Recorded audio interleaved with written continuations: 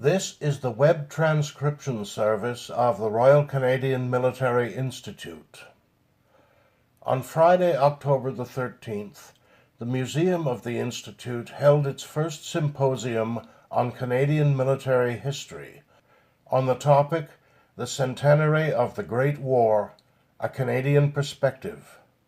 The symposium featured 4 speakers: Museum Curator Ryan Goldsworthy, Dr. Alan English of Queen's University, Dr. Michael Bechtold of Wilfrid Laurier University, and Dr. Jack Granatstein, Professor Emeritus of York University.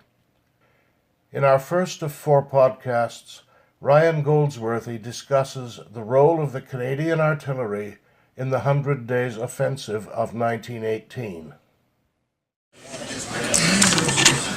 President Mike, distinguished speakers, members, guests of the Institute. Good afternoon. I'm Bill Hines, Chair of the RCMI Museum Committee. I'll be acting as moderator today. I have the great pleasure to welcome you to the RCMI Military History Symposium, the first in what we hope will be an annual occurrence. This was the brainchild of our curator, Ryan Goldsworthy, who worked tirelessly with the executive, the office, the museum committee, and our former curator, Gregory Lowton, to bring it about. Thank you, Ryan, for making this symposium a reality. And thank all of you for making it a reality as well, for your support and for your presence here. Now today you're going to hear 4 informed and academic presentations on aspects of Canada's First World War military experience. I now have the distinct pleasure to call on the RCMI's President and Executive Director, Dr. and Lieutenant Commander Mike Hoare, to open the symposium formally. Mike?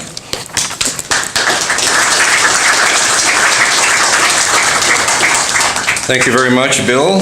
And let me, along with Bill, welcome you to the Royal Canadian Military Institute, RCMI, and our first Military History Symposium. I was really pleased when I saw it described as the first annual. I guess that means it's going to be every year from now on. Good work, Ryan.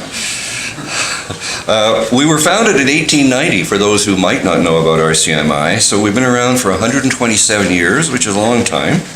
And the mandate we started off with many years ago was to promote the study and discussion of military art, science, and literature in Canada.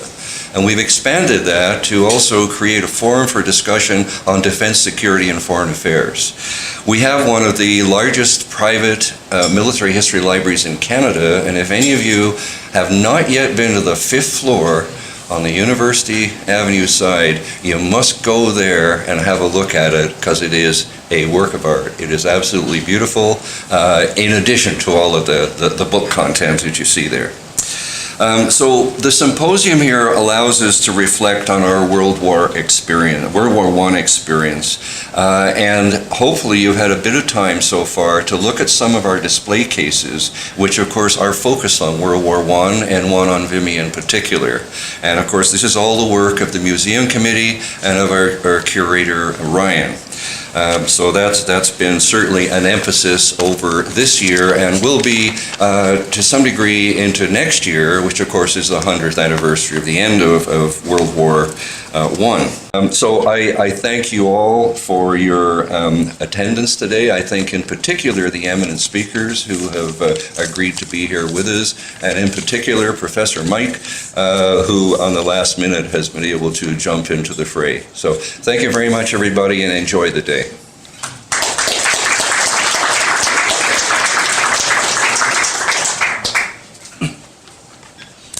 Thank you, President Mike. Now my pleasure to introduce our first speaker, our curator, Ryan Goldsworthy. Ryan's been our curator for a year and a half. He's already impressed us with his knowledge of our artifacts and his vision for future exhibits and displays to showcase those artifacts further. He has published articles in the Canadian Military Journal.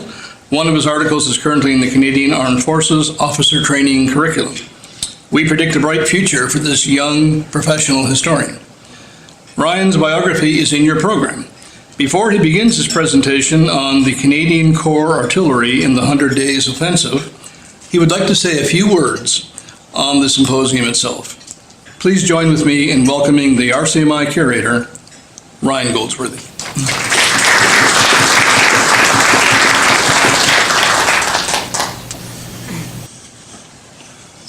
Thank you for the introduction, Mr. Bill, and Mr. President, thank you for your opening remarks as well. So as Bill said, I'm the curator here of the RCMI, and I just, again, like the President and our Chairman, I just wanted to welcome you all to our first symposium here. The symposium itself, obviously entitled The Centenary of the Great War, A Canadian Perspective. The idea behind the whole event was to sort of commemorate the centenary, which is ongoing until 2018. The First World War for Canada will always be important to our history. So when you look at the numbers alone and what Canada achieved, at the time, a small population of 7 million people, we were a dominion that was more or less attached to the British Empire in every way you could imagine. Though we were able to determine our overall effort and contribution to the Great War, when Britain went to war, so were we. By the end of the war, Canada experienced 66,000 war dead, which is a higher total than all of Canada's conflicts combined. The impact, of course, was massive, and it continues to be felt here today. There are no Great War veterans left alive, and yet today we can fill a room full of people interested to hear about topics on it. Today we have 4 eminent speakers, each speaking on a very different topic of Canada's Great War perspective. We have topics ranging from Canada's air war, Canada's artillery in the 100 Days Offensive, Canada during the conscription crisis in 1917, and even diseases of the body and mind which influenced our infantry on the field. As Bill mentioned, our hope eventually is to have this to be an annual event, and with your support, we'd love to see that happen. So again, I just want to thank all of you for attending, and thank you to our speakers for bringing such a welcome and diverse lineup of topics. This, of course, brings me to my topic, which is Canada's role in the 100 Days Offensive, specifically in reference to our artillery. So there was no single formation that was more influential than the Canadian Corps in bringing the Great War to a victorious close in 1918. The Canadian Corps served as both the spearhead and the elite shock army of the final and decisive Allied campaign of the war. The 100 Days Offensive resulted in complete Allied victory, the armistice, and the unconditional surrender of Germany.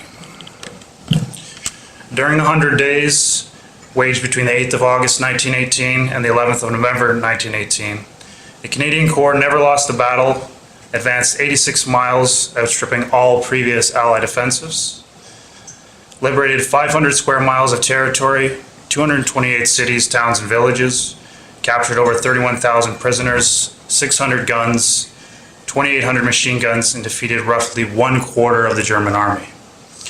The small map I've put up on the screen here sort of shows you that long advance. From the far back dotted line, we advanced further in the previous 3.5 years of the war combined. So the final red line represents Canada's sort of finishing place in Mons, Belgium at the end of the war. Though the progressive Canadian formation embraced the fast-moving mobile warfare of the 100 days, they were most successful during this final operation and their set-piece phase of their attacks, as opposed to follow-up or forced engagements. In the First World War, a set-piece was a deliberate attack that was planned, organized, strictly scheduled in advance, and then executed according to design, quote, under the cover of an intense rolling artillery barrage. Indeed, John Monash, commander of the Australian Corps in the 100 Days, went as far to emphasize the powerful correlation between artillery and the success of the set piece as follows. When the artillery program is ended, the battle is either completely won or, to all intents and purposes, completely lost. If the barrage for any reason gets away from our infantry, the battle immediately assumes a totally different character and is no longer a set-piece affair. Examples of successful Canadian set pieces of the 100 Days where artillery played the leading role include the decisive opening victory at Amiens on the 8th of August, crossing the Canal du Nord on the 27th of September, and the final major operation of the war near Valenciennes on the 1st of November. You can see all these locations right here. There's Valenciennes and Amiens back here. The This presentation will argue that the success of the Canadian Corps and their set piece and subsequent attacks of the 100 Days were dependent on the logistics and the tactics of their artillery, aspects that were largely mirrored from the earlier set piece, Vimy Ridge.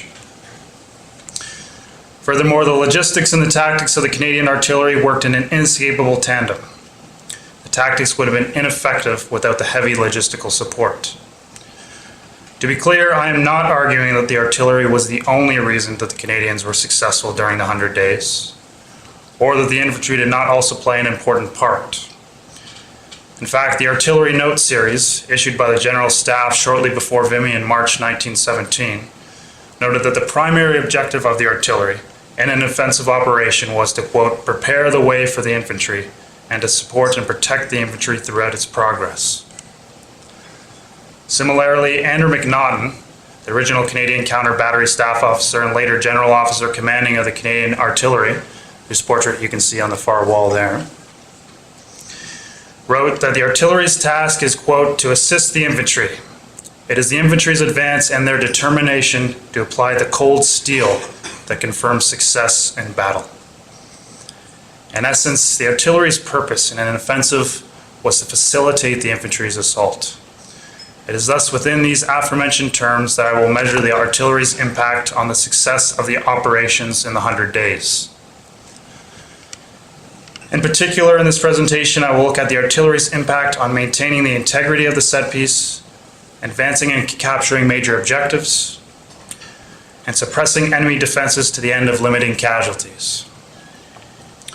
I will begin with an assessment of the artillery methods established at Vimy Ridge, followed by an assessment of the artillery at Amiens, Canal du Nord, and last, Valenciennes.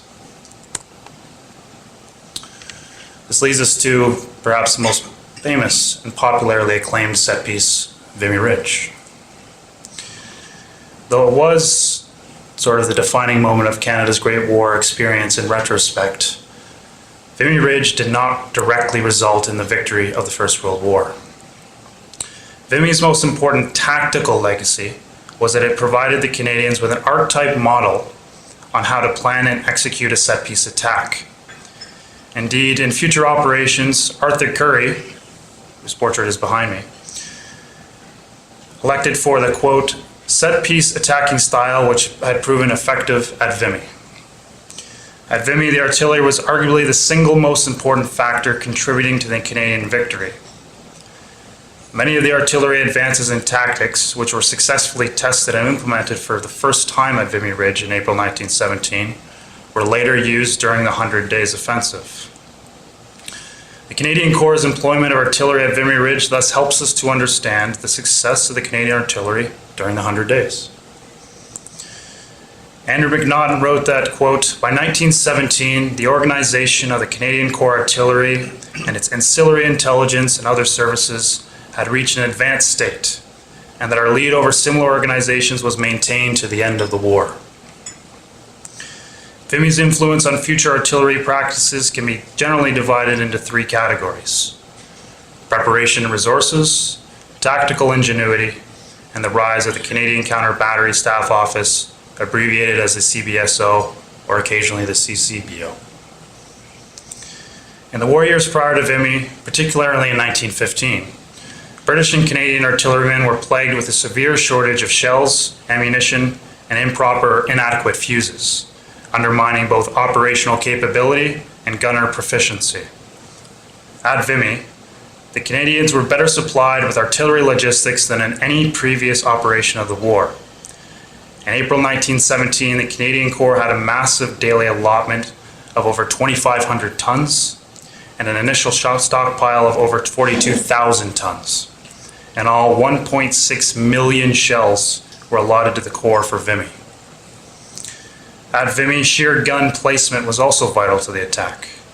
The Canadians ensured that there was a piece of artillery, on average, for every 9 yards of the Vimy battlefront. In comparison, at the Somme, there was only one large gun for every 57 yards, exacerbating the heavy losses to the infantry. The guns at Vimy represented the single largest concentration of the entire war to that point, and the uninhibited success of the artillery at Vimy proved the relation between substantial logistical support and the favorable outcome of an operation. Massive barrages and rapid infantry movement required large provisions.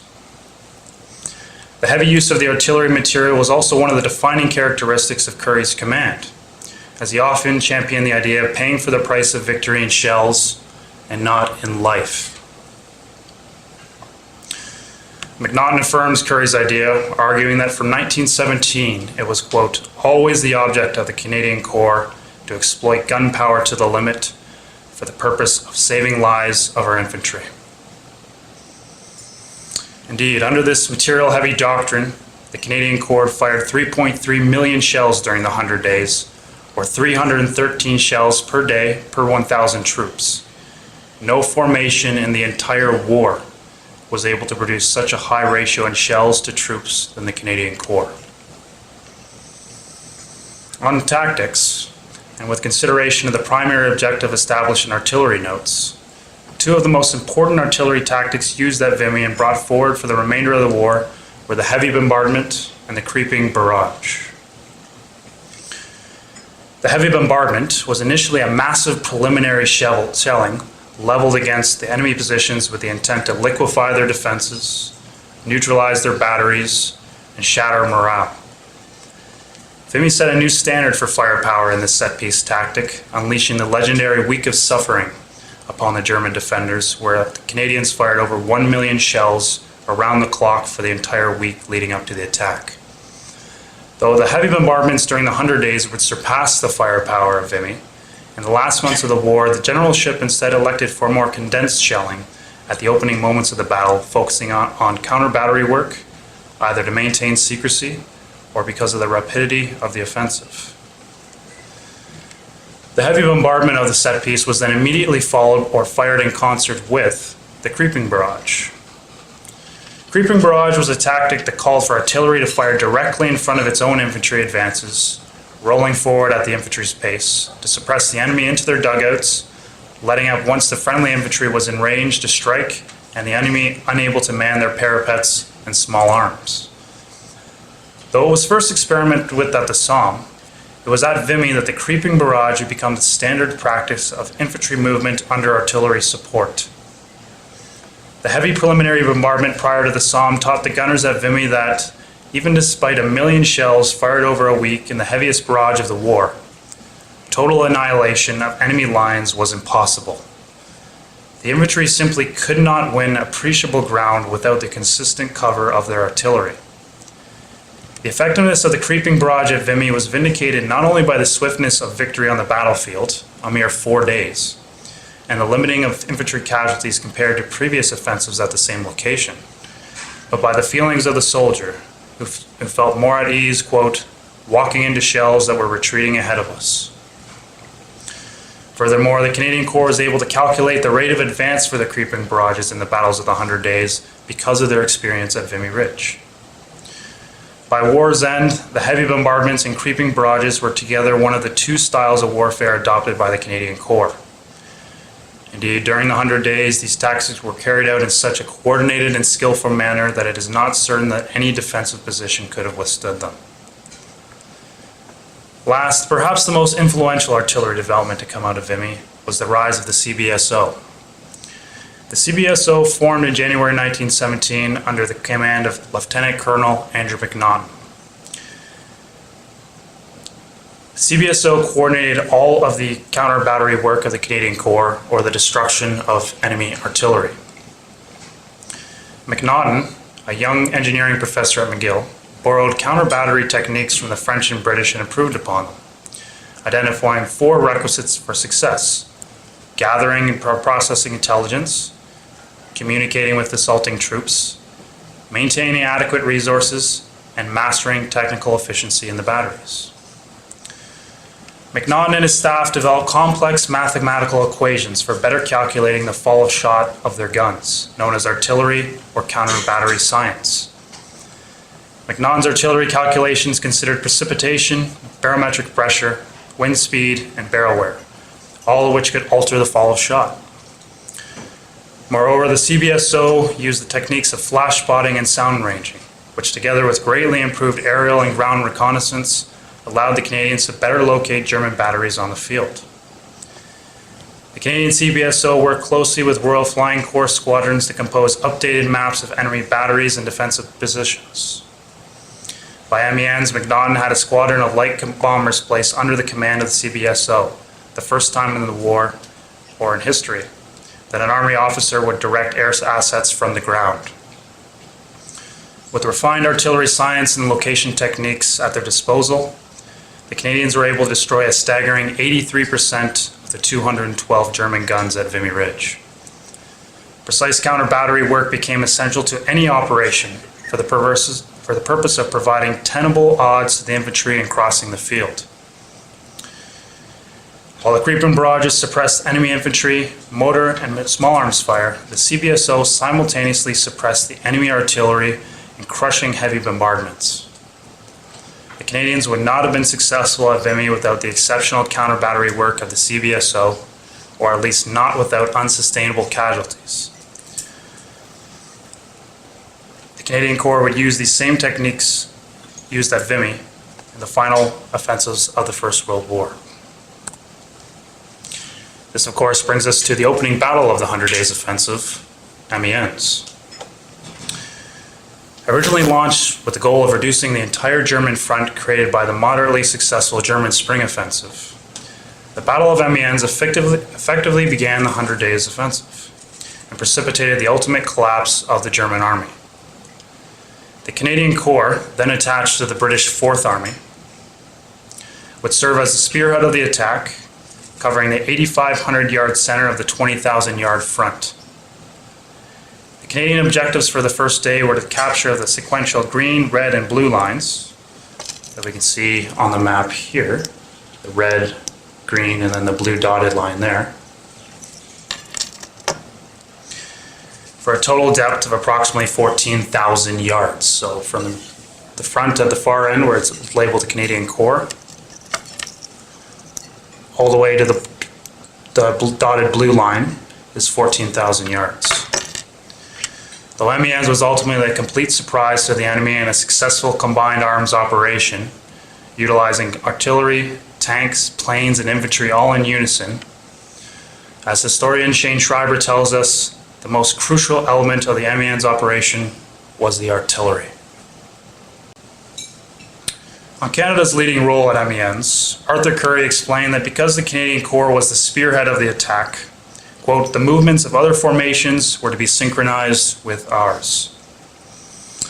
Moreover, the official instructions for the offensive stressed that the operation was to be a surprise attack, supported by tanks and carried out in the early stages under cover of a rolling artillery barrage. Within the parameters of the operational instructions and Canada's role as outlined by Arthur Currie, the greatest logistical contribution from the artillery in the lead-up to Amiens was the maintenance of the secrecy of the surprise attack. More specifically, in the days and hours before the Battle of Amiens commenced, the artillery needed to move their guns and ammunition to the front, most often in the cover of darkness and in shorter summer nights. They had to do all of this without alerting the enemy of the impending attack. Not only did the artillery have the bulkiest and heaviest assets to move, other than the few tanks with the Canadian Corps that can move on their own power, they also had 8,000 horses to feed in water in daylight, and only 2 roads and a single usable bridge to accomplish it all, threatening the secrecy of the operation. Though the movement of the artillery's assets leading up to Amiens was occasionally sloppy and not well policed, the Germans failed to notice or capitalize on these oversights, and the Canadian artillery was able to maintain secrecy and successfully move all of their resources into position and in time for 0 hour. The ultimate success of the Amiens operation depended on maintaining secrecy, and had the artillery movements been recognized by the Germans, it is likely that the attack would have turned out much differently. If still with victory, then certainly a more costly and muted one. Indeed, the report of the Canadian Corps quartermaster following the battle read that, quote, it is recognized that the whole success of the operation was due to the secrecy which the operations were arranged. Moreover, if artillery was in fact the key at Amiens, as historian Jack Granitstein calls it, then its undiscovered movement and arrival to the front by 0 hours was rendered even more important to the success of the operation. Further to logistics, the size and scope of the barrages on the deep 14,000-yard advance planned for the Canadians at Amiens would require an unprecedented amount of artillery resources. Maintaining that consistent curtain of shells creeping along would have been impossible without them. Indeed, Arthur Currie had every single Canadian artillery unit in France, except for 2 garrison brigades, at his disposal. Additionally, the Canadians trucked in over 2,000 lorry loads of heavy ammunition, and the Canadian Corps quartermaster gave priority to artillery ammunition over trench munitions in all of the forward dumps. The priority placed on having artillery ammunition closer to the front over other essential material suggests that the Canadians wagered the success of their operation on the resplendent supply of their artillery. In an effort to conceal their positions and their firepower, the secrecy of the Amiens operation also restricted the artillery to a set-piece bombardment within the opening moments of the attack, and not in the days and weeks prior as at Vimy. The Canadian artillery would have 5 days to prepare their attack, and they could not fire on the German batteries until the battle began. The heavy bombardment near Amiens, however, would be larger than Vimy's, and would be doubly effective to the infantry's advance through its simultaneous direction at the enemy's batteries. Ultimately, each carefully plotted German battery, found by extensive aerial reconnaissance and mapping coordinated by the CBSO, was smothered by 200 well-placed shells. The opening bombardment decimated the Germans' outpost, all of their forward defenses, and it was, quote, so powerful that only a few German batteries would escape. The Canadian counter-battery work on the 8th of August was quickly and decisively won, providing cover to their own infantry from the first and simultaneously denying the enemy of theirs. In his official victory dispatch, Douglas Haig, the commander of the BEF, specifically attributed the success to Amiens to the counter-battery work, writing that the artillery had, quote, completely crushed the enemy's batteries. In fact, many of the German batteries were destroyed before firing a single shot, and the responding bombardment was incredibly feeble. Indeed, Andrew McNaughton would later cheekily report, quote, little hostile reaction. It appears we have swamped his batteries. As a testament to the effectiveness of the counter-battery work in supporting the infantry, on the 8th of August, most of the casualties of the British Fourth Army were caused by small arms, 70%, as opposed to artillery fire, which was only 27%. These numbers are a stark contrast to the reality that approximately 60 to 70% of all wounds in the Great War were generally caused by the artillery. In concert with the opening bombardment and counter-battery work at 0 hour, the assaulting infantry battalions and Allied Mark V tanks were then supported by the full weight of the artillery's creeping barrage for the first 3 kilometers of advance, and thereafter by the heavy guns as far as they possibly could, and last by the field guns alone as they were moved ahead to support the continued advance. The artillery barrage was incredibly accurate and effective, facilitating the most rapid and deep Allied advance of the entire war. The infantry were elated and empowered by the early returns. For instance, W.H.S. Macklin of the 19th Battalion wrote, quote, the shells came over our heads with an appalling shriek in the fog, and we simply lit our cigarettes, shouldered our rifles, and walked off after the shells. And this is what we did until we reached our objective. Within the close support of their artillery, the Canadians were able to capture their first 2 major objectives, the Green and Red Line, with relative ease, before difficulties in capturing the final and most distal objective somewhat hindered the advance. The maximum effective range of an 18-pound field gun was under 7,000 yards, which necessitated their constant movement to stay in range. Most of these guns had to move 4 to 6 times throughout the battle.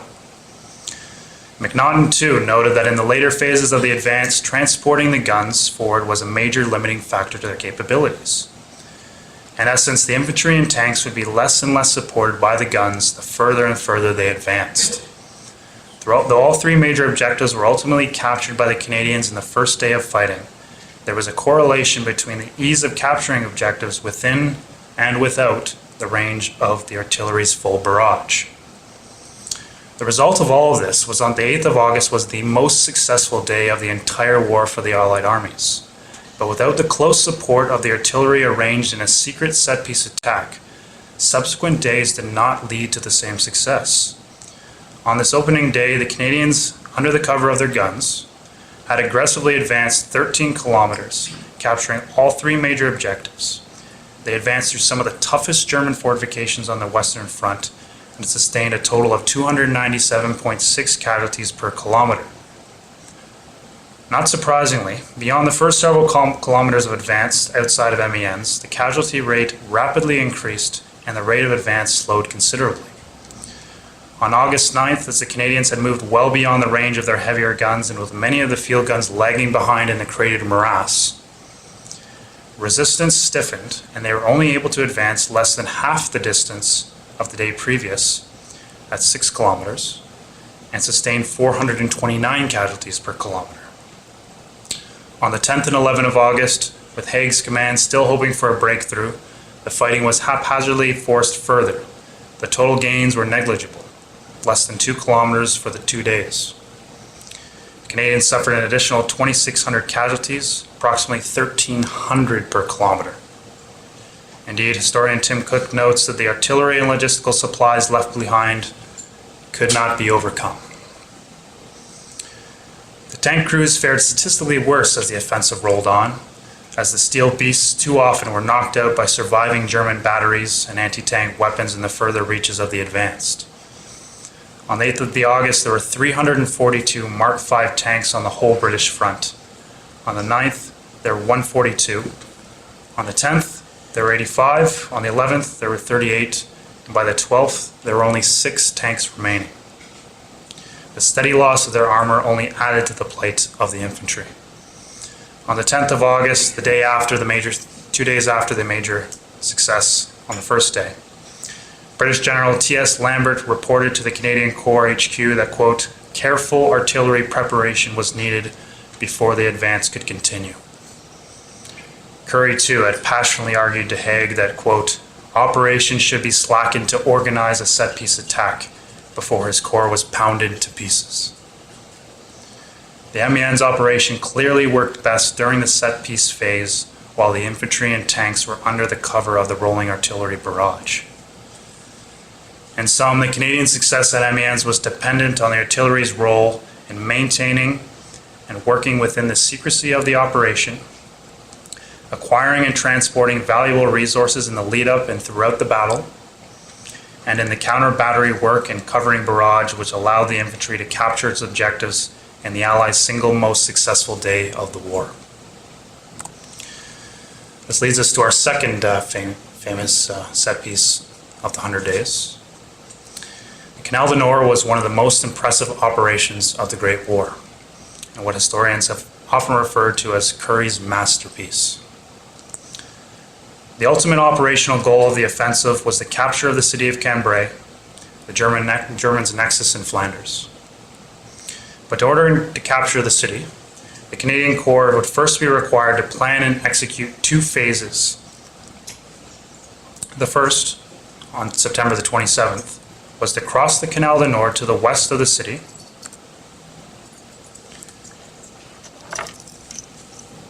you can see that down here, the canal.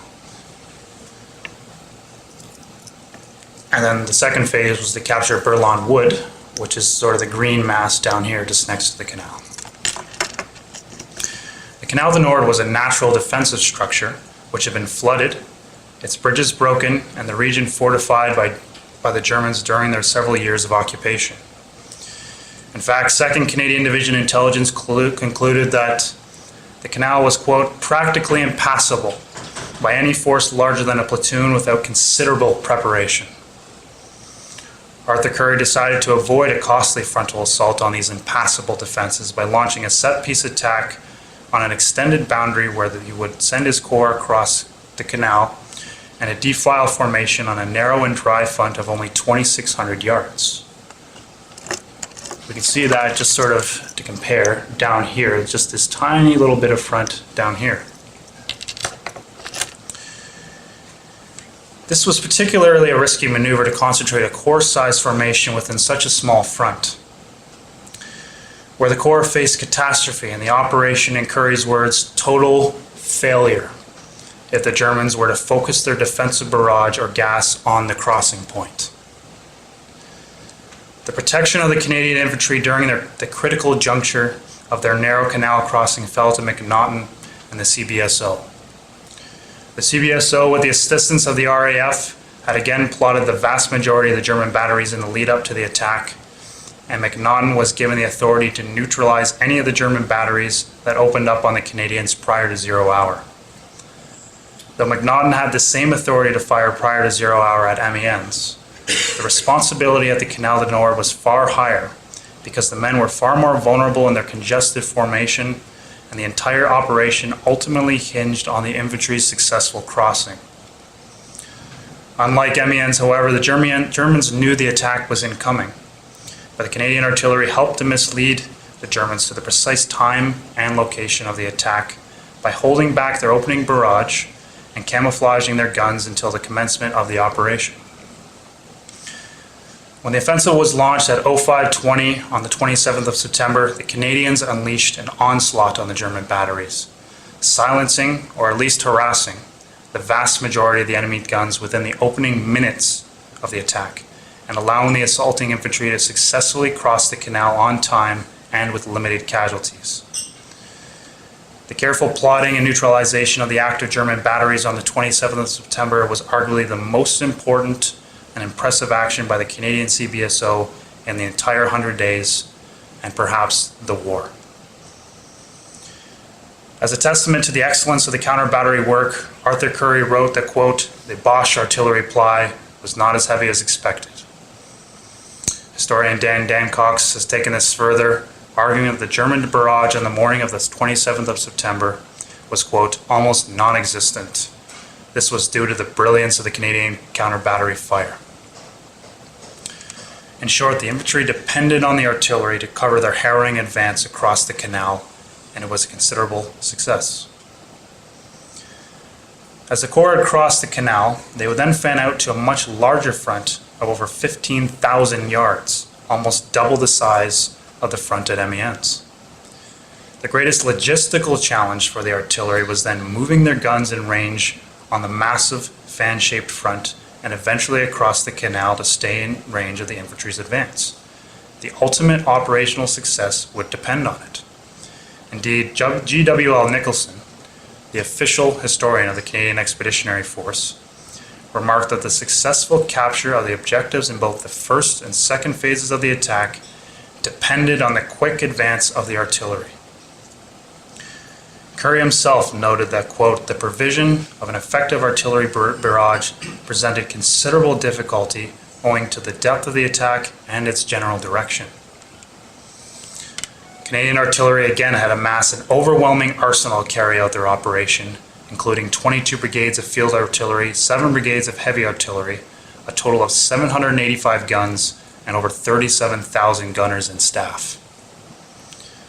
The solution in moving these necessary resources forward while maintaining consistent support to the infantry was an aggressive bridge building initiative by the Canadian engineers and a new and innovative firing tactic known as the relay barrage. The relay barrage, a tactic devised by Canadian Major General Edward Morrison, had a percentage of the field guns firing towards the first objective, the red line, while the remainder of the field guns would be moved or leapfrogged forward with the aim to be in position to fire towards the next objective, the green line, as the first line of guns fell out of range. The guns firing on the red line would then be moved up to support the continued barrage in the green and the final objective, the blue line. Morrison coupled this tactic with a morale-breaking back barrage, firing a long-distance volley and then moving it back towards the creeping barrage, with the aim at having the Germans believe that their own guns were firing on them. As for the movement of these guns, the engineers provided the highest possible mobility to their artillery by constructing and implementing 10 bridges specifically for the artillery so that they could move across the canal and the flooded plains of the region. The Canadians were ultimately able to successfully move the bulk of their field artillery and a large portion of the heavy artillery across the canal and into position to support further advances. The barrage itself was uniformly well executed, and behind the curtain of shells, the infantry quickly strode across the canal and had secured its first objective in a matter of hours, and the final first phase objective, the blue line just beyond Bourlon Wood there, by 1400 hours. German prisoners reported that the Canadians followed the barrage so closely that they were upon them before they could man their trenches. In a single day, on a total front of 14 kilometers, the Canadians had pushed to a depth of over 8 kilometers and had defeated 5 German divisions. Indeed, the first phase of the attack had been a complete success. Harold Henry Simpson, a gunner with the 2nd Canadian Siege Battery, who had an excellent vantage point near the front line, observed, quote, "Our troops advancing steadily beyond our barrage, up the hill toward Bourlon Wood and beyond. It was a great day. Things were going good for us, and everyone was happy." These views were generally shared by the Canadian infantrymen who, according to Major General Morrison, reported that the barrage had been, quote, "very good."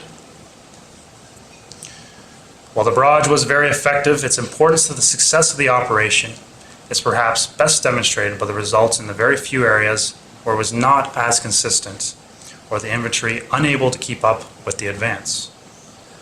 Of all the Canadian success on the 27th of September 1918, they had the most difficulty and highest casualty rate in capturing Bourlon Wood. On this part of the front, the British 17 Corps, directly flanking the Canadian Corps, was unable to keep pace with the Canadian advance by a 3,000-yard gap.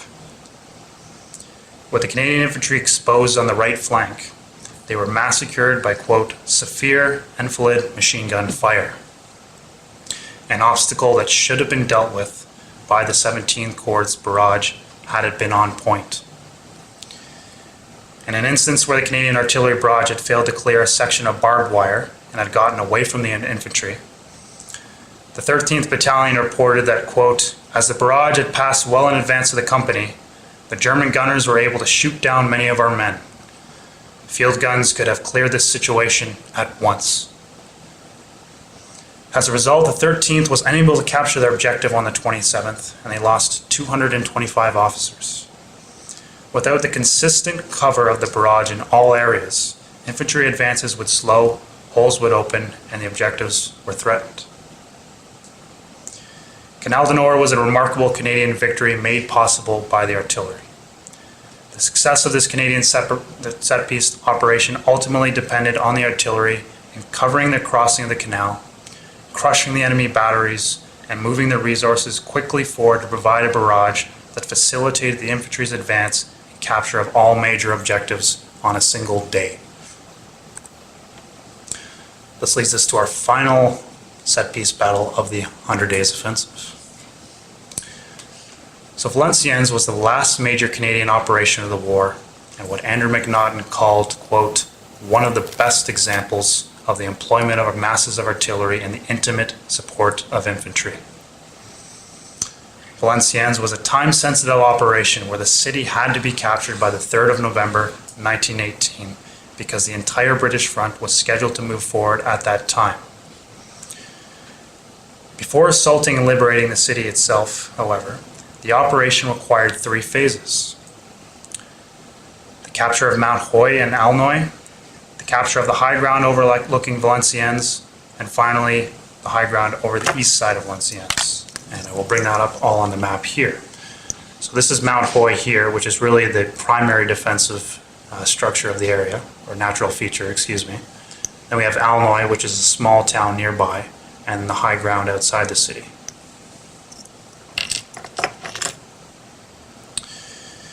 Mount Hoy in particular, as I mentioned, was the dominant defensive feature of the region and was really the key to the objective.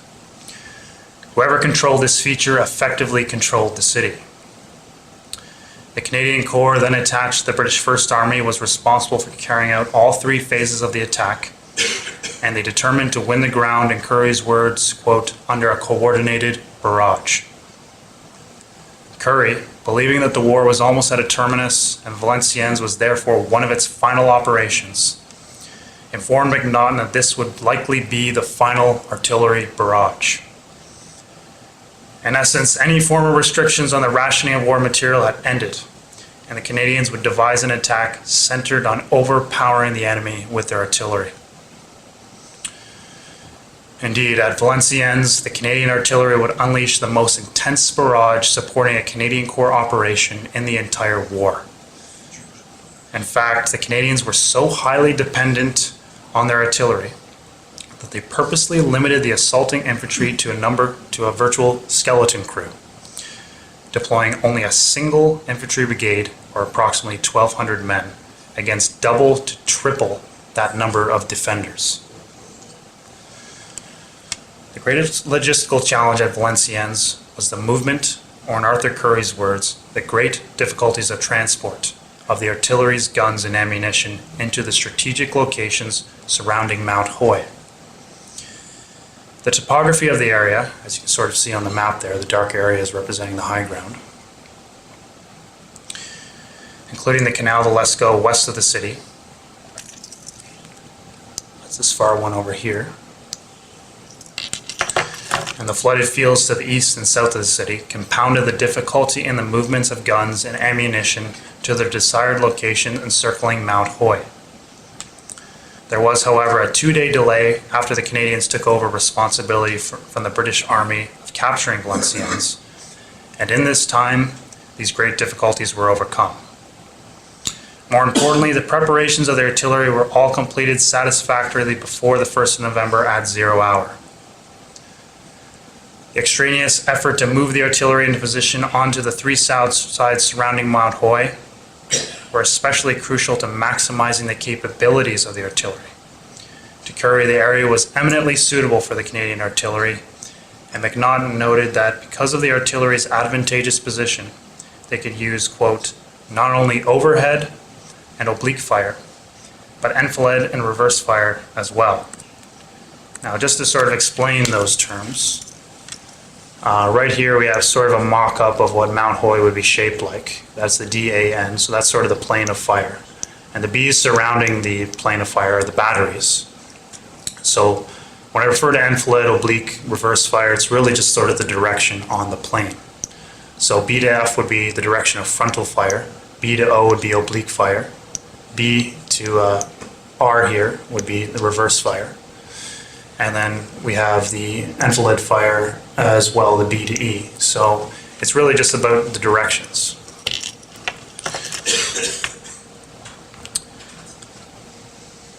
This position gave the artillery every directional advantage in hitting enemy batteries and defensive networks and in terrorizing the enemy with a blizzard of shells raining down on them from every conceivable angle. One German company commander lamented that because of the intensity of the multi-directional Canadian bombardment, that it, quote, it was impossible to see or even know which direction the attackers were coming. In terms of the artillery's resources, Valenciennes was an example of a set-piece battle with virtually no limitations. The Canadian artillery stockpiled and fired 4,280 tons of ammunition via 8 brigades of field artillery and 6 brigades of heavy artillery, for a total of 256 guns and howitzers.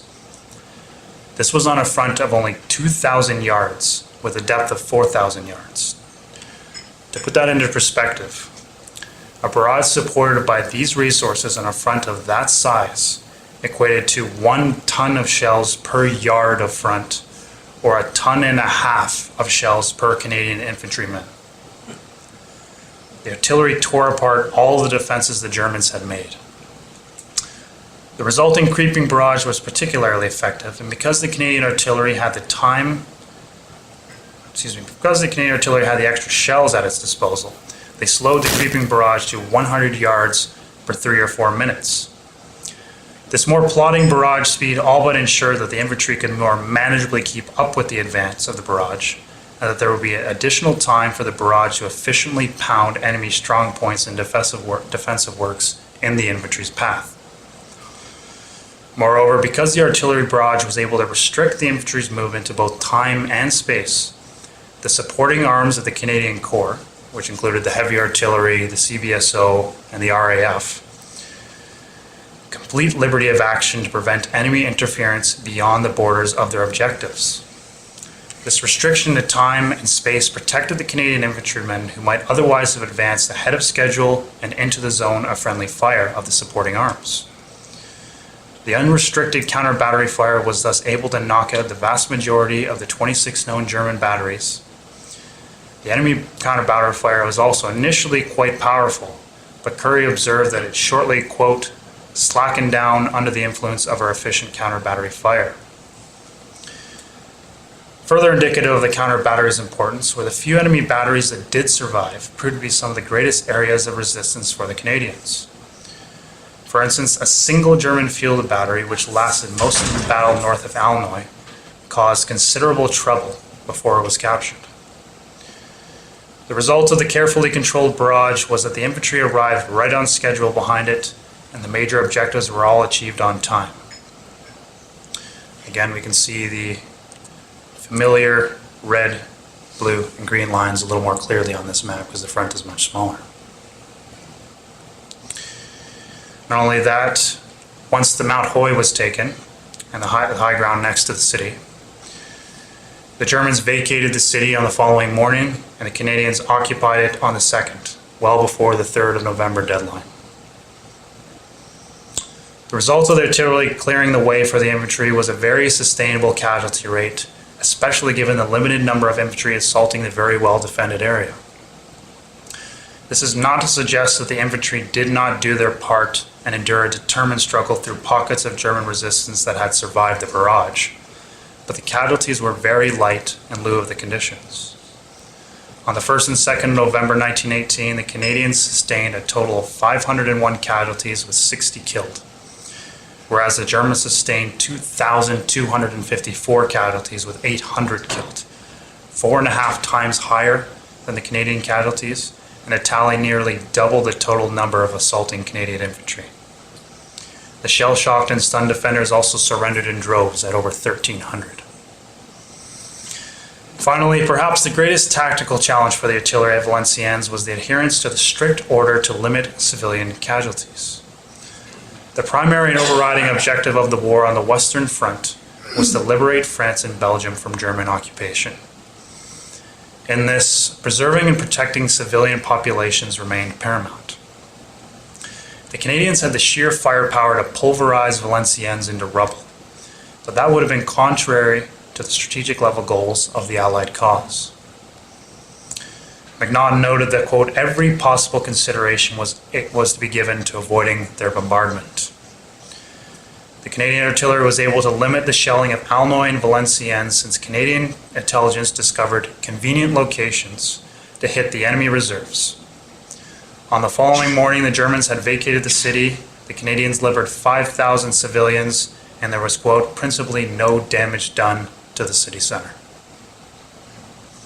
If the famous but overstated quip, the artillery conquers and the infantry occupies, applies to any operation of the Great War, then it belongs with the Canadian artillery at Valenciennes. Macnaghten concluded that the victory was, quote, decisive, far-reaching, and complete, and that the artillery had adhered to Currie's ultimate order of paying for the victory in shells and not in life. The set piece of Valenciennes was in fact so successful that it was the type of operation that the Allies would have attempted into 1919 had the war continued. Ultimately, the operation was successful in large part because of the strategic movements of the overwhelming resources of the artillery, the overpowering barrage and counter-battery work, the artillery's ability to control the zone of the infantry's movement, and the fine work in sparing the city while simultaneously maintaining operational integrity.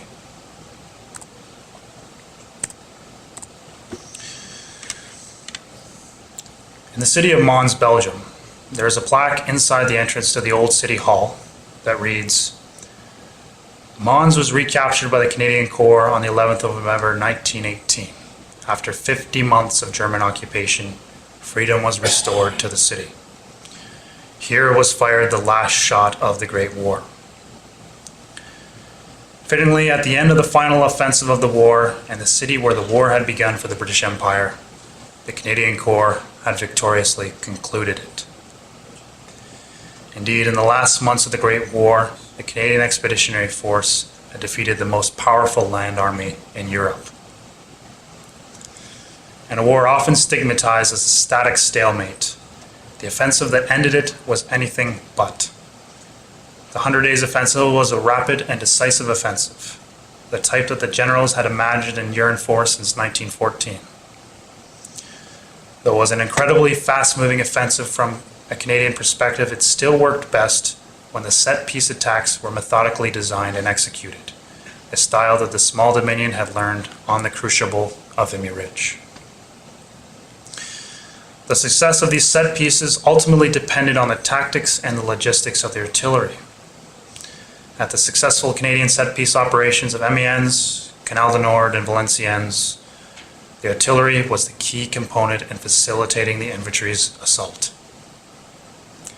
The artillery consistently provided a tenable path to the infantry in capturing its major objectives. The artillery achieved this through an overwhelming covering barrage, precise counter-battery work, and through the safeguard of the integrity of the operation. The artillery's logistics simultaneously provided the gunners with the means and the modes to execute these tactics to near perfection. Without the remarkable work of the artillery, the aptly named 100 Days Offensive would have endured for much longer and invariably at an even higher cost at the sharp end. This was a great Canadian victory, in large part to the artillery. Thank you.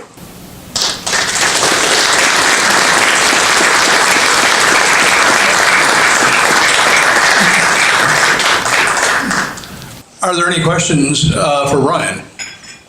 Can you come to the microphone here if possible? Thanks.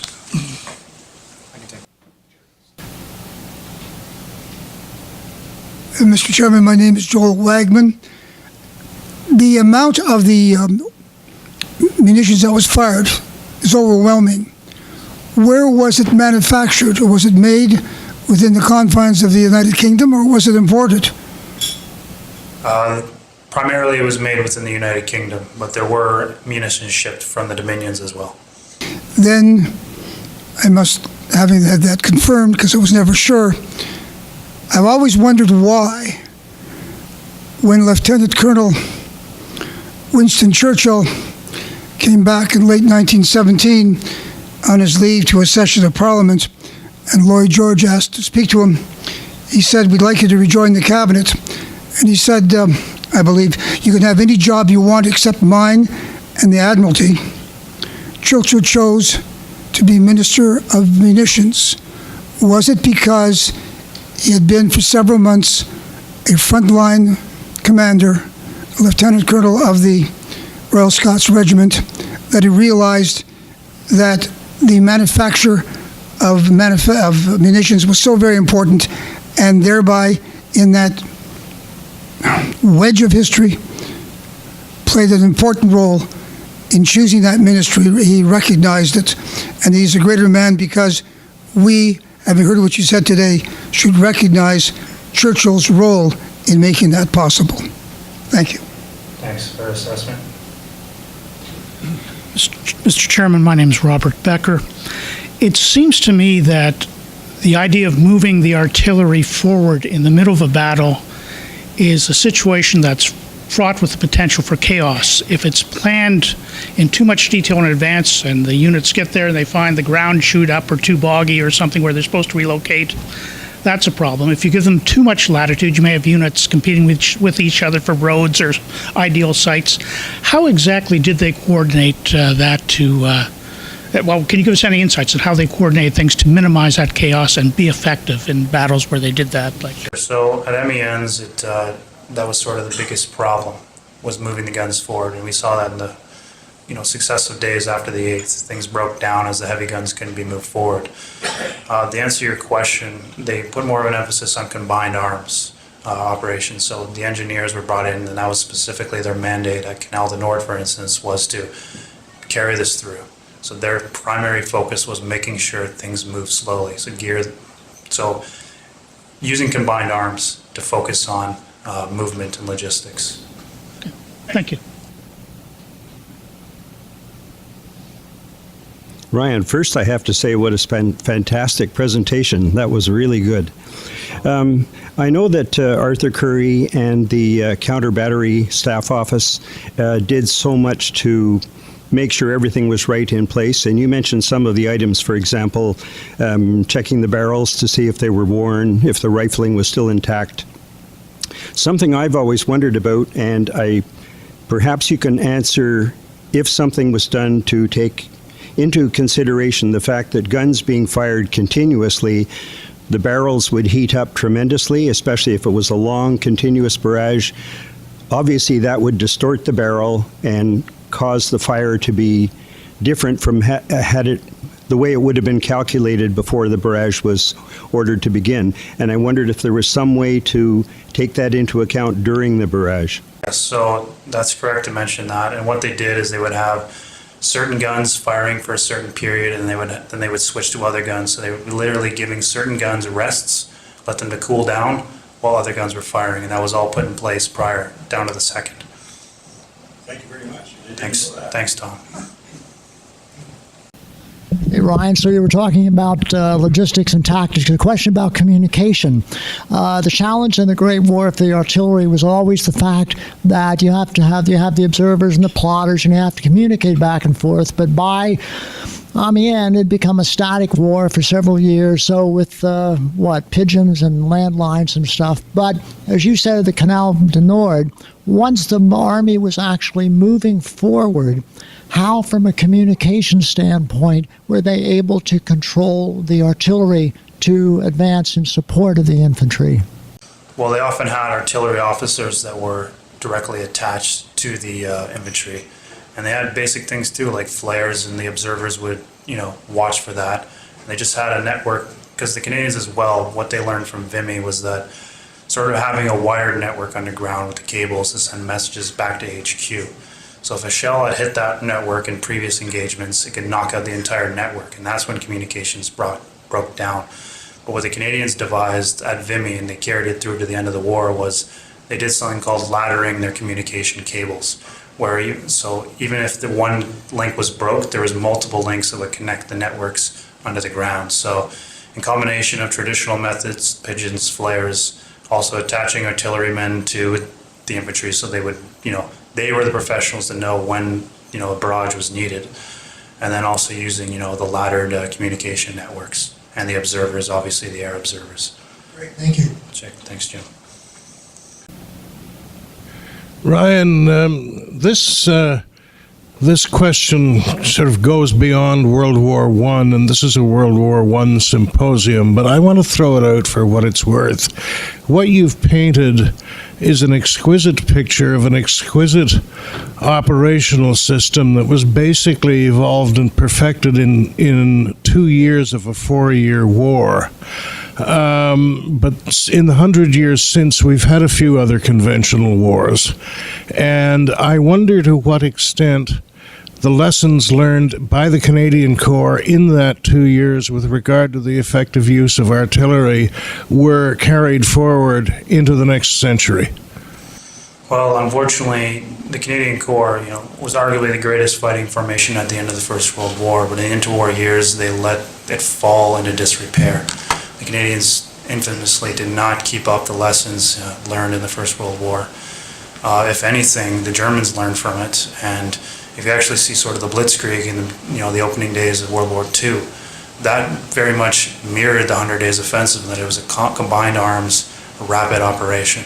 So if I would say anything, the Germans probably learned better from the lessons than we did from our own. Yes, I'm sorry, I forgot to mention that carry it forward to all other armies in all other periods. But yes, the Germans, the Russians? The Russians are a bit trickier because their Great War experience ended in 1917 when they left the war. But I think the lessons they learned were more in later respects. So in World War II, they began to learn those at that time, those combined operation tactics. But I don't think the Russians really took forward a lot of what they learned from the Great War, because it was mostly just misery before they exited in 1917. Thanks, Eric. All right. Thank you, Ryan. One more? Yeah, that's it. Okay. Oh, one more question, sorry. One more? Okay. Ryan, how would you rate the relative importance of gas in counter-battery work at this stage of the war? Right, good question. Gas was instrumental. I mean, I could have gone on about that, but the counter-battery work implemented gas in all of their operations because how they saw it, even if it wasn't a direct hit killing the crew, if a gas shell hit, the batteries nearby, this was going to cause major problems for the crew itself, the horses. So it caused a little chaos, even if it wasn't pinpoint. So gas was instrumental in the Canadians' counter-battery work in the 100 days. Yes. Sure. Yes, I'm planning on publishing this in the Canadian Military Journal in the near future. So definitely it will be available at that time. Thank you for your comments. Thank you. Thank you, Ryan.